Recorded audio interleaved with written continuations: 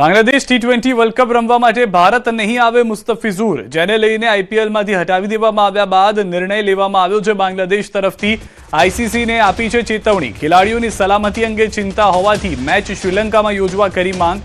બાંગ્લાદેશના કાર્યકારી ખેલ મંત્રીએ કહ્યું, બાંગ્લાદેશ ભારતમાં યોજાનારી ટી20 વર્લ્ડ કપની મેચ નહીં રમે. જો ટી20 વર્લ્ડ કપની મેચ ભારત અને બાંગ્લાદેશ વચ્ચે અથવા તો કોઈ પણ એવી બાંગ્લાદેશની મેચ જે ભારતમાં રમાવાની છે તે તમામ મેચોને શ્રીલંકા ખસેડવામાં આવે તેવી માંગ કરવામાં આવી છે. મુસ્તફિઝુરને લઈને વિરોધ ચાલી રહ્યો હતો. કેકેઆરની ટીમમાં તેને બોલર તરીકે સિલેક્ટ કરવામાં આવ્યો હતો અને એકમાત્ર બાંગ્લાદેશી ખેલાડી હતો કે જેને આઈપીએલમાં મોકો મળ્યો હતો. હાલમાં તેને કેકેઆરમાંથી રિલીઝ કરવામાં આવ્યા છે બીસીસીઆઈના કહેવાથી, જેના કારણે બાંગ્લાદેશ તરફથી આ નિવેદન આપવામાં આવ્યું છે કે તેઓ પણ હવે આઈસીસી ટી20 વર્લ્ડ કપ રમવા ભારત નહીં આવે. તેઓ પણ બધી પોતાની મેચ બાંગ્લાદેશની જેટલી પણ મેચ છે ભારતની અંદર તે શ્રીલંકામાં ખસેડવામાં આવે તેવી માંગ કરી રહ્યા છે.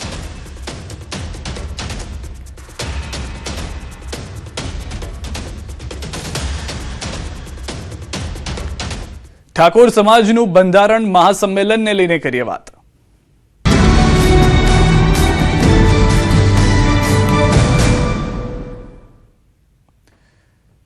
બનાસકાંઠા, વાવ, થરાદ અને પાટણ જિલ્લાના ઠાકોર સમાજનું દિયોદરના ઓગળધામમાં મહાસંમેલન યોજાયું. ઠાકોર સમાજનું નવું બંધારણ ઘડવામાં આવ્યું છે, જેમાં સાંસદ ગેનીબેને સમાજનું નવું બંધારણ જાહેર કર્યું છે. આ સંમેલનનો મુખ્ય ઉદ્દેશ ઉત્તર ગુજરાતના ઠાકોર સમાજ માટે એક આધુનિક અને સર્વગ્રાહી સામાજિક બંધારણની રચના કરી અમલીકરણ કરવાનો છે. આ મહાસંમેલનમાં સમાજ સુધારણા અને કુરિવાજો નાબૂદી જેવા 16 જેટલા વિવિધ મુદ્દાઓ પર ગહન ચર્ચા કરાઈ છે.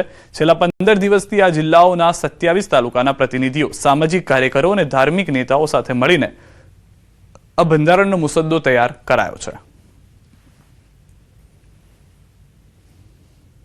સમાજમાં કુરિવાજો, ખોટા ખર્ચાઓ, ખોટી બદીઓ દૂર થાય અને સમાજ બંધારણના નામે કુરિવાજોમાંથી બહાર નીકળી આ મોંઘવારીના સમયમાં લોકો ખોટા ખર્ચા કરીને દેવાદાર ના બને, આ એના માટેનો પ્રયત્ન છે. આનાથી સમાજમાં એકતા આવશે, સમાનતા આવશે. અહીંયા ઊંચ નીચ ભૂલી અને તમામ લોકોએ આ બંધારણનો અમલ કરવાનો રહેશે. આજે જે બંધારણ બન્યું છે એ બનાસકાંઠા જિલ્લો, પાટણ જિલ્લો, વાવથરા જિલ્લાના ક્ષત્રિય ઠાકોર સમાજમાં જે વર્ષોથી ચાલી આવતી અંધશ્રદ્ધાઓ, કુરિવાજો અને લગ્નમાં જે મોટા ખર્ચાઓ થતા હતા, સમાજને એક કરવા માટે, સમાજના આર્થિક ખર્ચાઓમાંથી બચાવવા માટેનું જે આજે ઐતિહાસિક બંધારણ મહાસંમેલન યોજવામાં આવ્યું હતું, જેમાં રાજકીય પક્ષોના તમામ ઠાકોર સમાજના અગ્રણી આગેવાનો અને સંતો મહંતો ઉપસ્થિત રહી સમાજ પોતાના સમાજના કુરિવાજોની ચિંતા કરતી હોય તો સાથે સાથે શિક્ષણની પણ ચિંતા કરવી જોઈએ. અને હું માનું છું કે ત્યાં સુધીમાં જે સદારામ ધામ બની રહ્યું છે એ સદારામ ધામમાં યુનિવર્સિટી પણ સદારામના નામે બનો એવા અમારા પ્રયત્નો રહેશે. એ 3 જિલ્લાના ઠાકોર સામાજિક આગેવાનો, રાજકીય આગેવાનો, સાધુ સંતો ને મહંતો અને આટલી વિશાળ સંખ્યામાં જ્યારે સમાજ આવ્યો છે ત્યારે પહેલી વાર એવો આનંદ થાય છે કે કોઈ વર્ગ એવો બાકી નથી કે આજે ગેરહાજર હોય. અને સાચા દર્શન, સાચી એકતાનો પડઘો આજે પાડ્યો છે એ કેશાજીભાઈ, સ્વરૂપજીભાઈ, ગેનીબેનના ફાળે જાય છે. ઠાકોર સમાજ માટે જે કુરિવાજો છે, આર્થિક રીતે સદ્ધર થવા માટે જેને ખોટા ખર્ચાઓ છે એને નાથવા માટે એક આજે ઐતિહાસિક નિર્ણય લેવાનો છે. એમાં સમગ્ર 3 જિલ્લાના તમામ ઠાકોરો અહીં ઉપસ્થિત રહી અને ઓગળજીની સાક્ષીએ ખૂબ જ એક ઐતિહાસિક નિર્ણયને સ્વીકારવાના છે. ઠાકોર સમાજના સંમેલનમાં અલ્પેશ ઠાકોરનું નિવેદન, બીજા સમાજો સુખી થયા છે તેના પરથી શીખવું પડશે. ઈર્ષ્યા કરવાથી મેળ નહીં પડે. અંધશ્રદ્ધા અને કુરિવાજોમાંથી બહાર નીકળવું પડશે. આજે કોઈ પાર્ટીના આગેવાન નહીં પણ સમાજના આગેવાનો આવ્યા છે. નક્કી એવું થયું કે આ સમાજમાં જે કુરિવાજો છે, આ સમાજમાં જે ખોટા ખર્ચાઓ છે, સમાજને જે પીડા આપતા પ્રશ્નો છે, આ પ્રશ્નોની સામે સમાજે જાગવું પડે. બીજા સમાજો જે રીતે આગળ વધ્યા, ટેકનોલોજીમાં આગળ વધ્યા, અંધશ્રદ્ધા કુરિવાજોમાંથી બહાર નીકળ્યા, વ્યસન મુક્તિ તરફ વધ્યા, શિક્ષણની દિશા પકડી, એ સમાજો જે રીતે આગળ વધ્યા તો આપણે શું ખૂટે છે? આજે આ તમામ આગેવાનો, આજે કોઈ પાર્ટીના આગેવાનો નથી, આ જે આગેવાનો આવ્યા છે સમાજના આગેવાનો આવ્યા છે. ઠાકોર સમાજના સંમેલનમાં બોલ્યા અલ્પેશ ઠાકોર. ગેનીબેને આમંત્રણ આપ્યું હતું. ગેનીબેને કહ્યું હતું કે સજોડે આવજો, નહીં તો નિયમનું પાલન કોણ કરશે.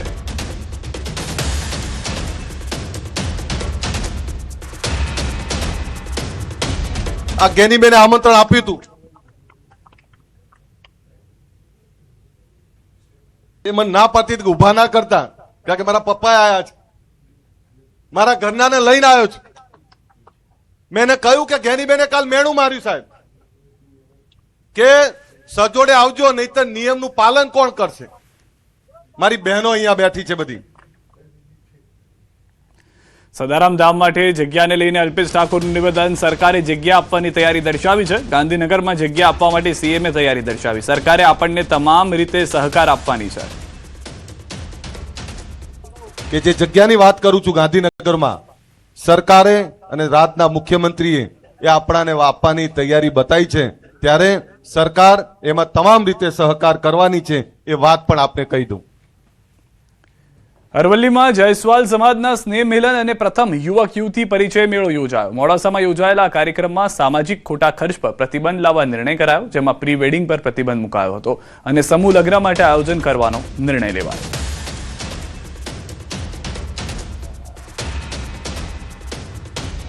આજે પ્રી વેડિંગ જેવા ખોટા ખર્ચાઓ પર પ્રતિબંધ મૂકી અને સારી વિચારધારા અને ખોટા લગ્નના થતા ખર્ચા બચાવવા માટે આહવાન કરેલું છે.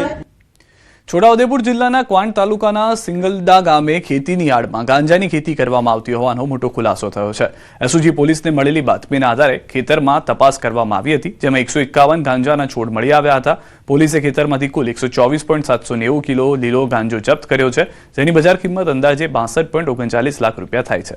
આ મામલે ખેતર માલિક ભગુભાઈ બુઠિયાભાઈ રાઠવા સહિત આરોપીઓની ધરપકડ કરી એનડીપીએસ એક્ટ હેઠળ ગુનો નોંધવામાં આવ્યો છે.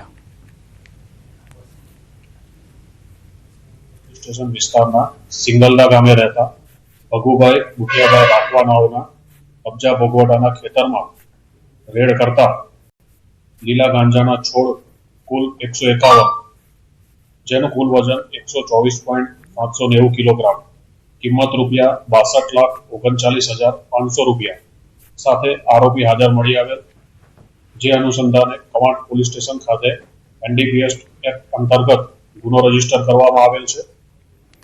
અમદાવાદ શહેરના નિર્ણયનગર અંડરપાસમાંથી ઉમિયા હોલ તરફ બહાર નીકળતા જ રોડનો કટ બંધ કરી ડિવાઈડરના બનાવવામાં આવી રહ્યું છે, જેના કારણે થઈને રાણીપ જૂના ગરનાળામાં થઈને ચાંદલોડિયા તરફ જનારા વાહન ચાલકોને રોંગ સાઈડમાં આવવું પડી રહ્યું છે. નાના વાહનો નિર્ણયનગર અંડરપાસથી ઉપર એલએમબી બ્રિજ પરથી જઈ શકે છે, પરંતુ વાહન ચાલકો ત્યાંથી રોંગ સાઈડમાં જ આવી રહ્યા છે.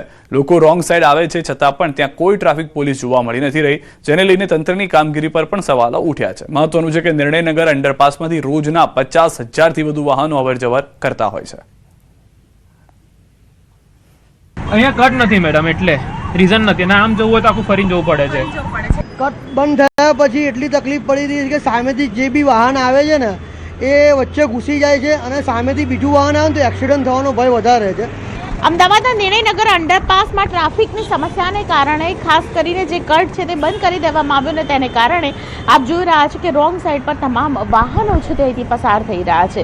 સૌથી મોટી સમસ્યા ટ્રાફિક છે, અને ટ્રાફિકને નિવારણ માટે ખાસ કરીને તંત્ર દ્વારા જે કામગીરી કરવામાં આવી તેમાં ક્યાંક ને ક્યાંક લોકો છે તેઓ બેફામપણે રોંગ સાઈડ પર આવી રહ્યા છે, અને તેને કારણે અકસ્માતની સંભાવના છે તે વધી ગઈ છે. ટ્રાફિકથી બચવા જે રીતે કટ બંધ કરવામાં આવ્યો અને ટ્રાફિક રિલીઝ થઈ શકે તે માટેનો પ્રયત્ન કરવામાં આવ્યો, રોંગ સાઈડ પર લોકો ન જાય તે માટેનો પ્રયત્ન કરવામાં આવ્યો, પરંતુ પરિણામ એવું આવ્યું કે નિર્ણયનગર અંડરપાસની જે ડિઝાઇન છે તે ફોલ્ટી હોવાને કારણે અહીંથી આવતા તમામ લોકો આપ જોઈ રહ્યા છો કે રોંગ સાઈડ પર આવી રહ્યા છે. ન્યૂઝ 18 ગુજરાતીના કેમેરા જોઈને ઘણા બધા લોકો છે તેમણે યુટર્ન મારવાની પણ ફરજ પડી છે, પરંતુ જો ન્યૂઝ 18 કેમેરાના અહીં ન હોત, ન્યૂઝ 18 અહીં ન હોત તો લોકો છે તે અહીંથી બિંદાસપણે જતા પણ જોવા મળે. ઘણા બધા લોકો છે કે જેઓ બિંદાસપણે જઈ પણ રહ્યા છે તેવા દ્રશ્યો પણ અમારી પાસે છે, અને આ પ્રકારની ફોલ્ટી ડિઝાઇનને કારણે ખાસ કરીને જે લોકો છે તે પરેશાન થતા જોવા મળી રહ્યા છે. કેમેરામેન અમિત શર્મા સાથે દીપિકા કુમાર, ન્યૂઝ 18 ગુજરાતી, અમદાવાદ. સુરેન્દ્રનગરના ખેડૂતો રાસાયણિક તેમજ પરંપરાગત ખેતી છોડી ઓર્ગેનિક ખેતી તરફ વળ્યા છે. સાયલાના પ્રગતિશીલ ખેડૂતો પોતાની જમીનમાં જંગલી ખેતી પદ્ધતિ આધારિત અલગ અલગ ફળ અને શાકભાજીની ખેતી કરી સારી એવી આવક મેળવી રહ્યા છે. સાયલા રાજકોટ હાઈવે પર પોતાની 30 વીઘા જમીનમાં દિનેશભાઈએ જંગલી ખેતી એટલે કે ખેડ અને ખાતર વગરની ખેતીની 5 થી 6 વર્ષ પહેલા શરૂઆત કરી.